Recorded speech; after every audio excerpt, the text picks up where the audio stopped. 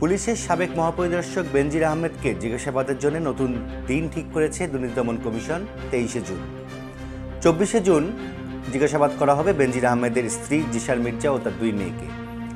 যদি প্রথমবারের মতন এবারও এই জিজ্ঞাসাবাদে না হাজির হন তারা, তাহলে কি হবে? এইটি নিয়ে এখন জল্পনা কল্পনা চলছে দুর্নীতি দমন কমিশনের চার দেয়ালের মাঝে। দুদকের একটি সূত্র আমাদেরকে নিশ্চিত করেছেন, যদি তারা 23 এবং 24 জুন দুদকে হাজির না হন তাহলে তাদের সম্পদের বিবরণী চেয়ে নোটিশ জারি করবে সংস্থাটি, এবং এই নোটিশের যদি জবাব না দেন বেনজির ও তার পরিবার, তাহলে হতে পারে তাদের বিরুদ্ধে মামলাও। এই নিয়ে একটি রিপোর্ট প্রকাশিত হয়েছে দ্য ডেইলি স্টারে। এই নিয়ে থাকছে আজকে আমাদের স্টার নিউজ প্লাস। গত 6 জুন দুর্নীতি দমন কমিশনে জিজ্ঞাসাবাদের জন্য আসার কথা ছিল পুলিশের সাবেক মহাপরিদর্শক বেনজির আহমেদের। এর আগের দিন তিনি আইনজীবীর মাধ্যমে আবেদন করে তার জিজ্ঞাসাবাদের দিনক্ষণ পরিবর্তন করেছেন। দুদক তাকে নতুন জিজ্ঞাসাবাদের তারিখ দিয়েছে 23শে জুন। 9 জুন বেনজির আহমেদের স্ত্রী জিশান মির্জা ও তার বড় দুই কন্যার জিজ্ঞাসাবাদের দিনক্ষণ ছিল। তাদেরও আবেদনের পরিপ্রেক্ষিতে আগামী 24শে জুন তাদেরকে জিজ্ঞাসাবাদ করবে দুদক। দুদকের একজন ঊর্ধ্বতন কর্মকর্তার কাছে আমরা জানতে চেয়েছিলাম, যদি বেনজির আহমেদ 23শে জুন এবং তার পরিবারের সদস্যরা 24শে জুন না আসেন তাহলে কি হবে।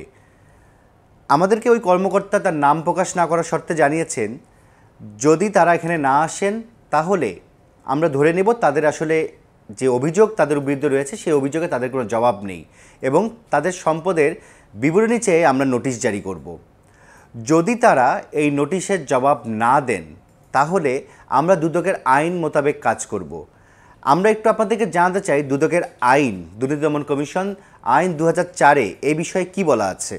দুদক আইনের 26-এর 1 ধারায় বলা হয়েছে, কমিশন তথ্যের ভিত্তিতে প্রয়োজনীয় অনুসন্ধান পরিচালনার পর যদি এই মর্মে সন্তুষ্ট হয় যে কোনো ব্যক্তি বা তাহার পক্ষে কেউ বৈধ উৎসের সহিত অসঙ্গতিপূর্ণ সম্পদের দখলে আছেন বা মালিকানা অর্জন করেছেন, তাহলে কমিশন লিখিত আদেশ দিয়ে ব্যক্তিকে দায় দায়িত্বের বিবরণ দাখিলসহ যে কোনো তথ্য দাখিলের নির্দেশ দিতে পারবে।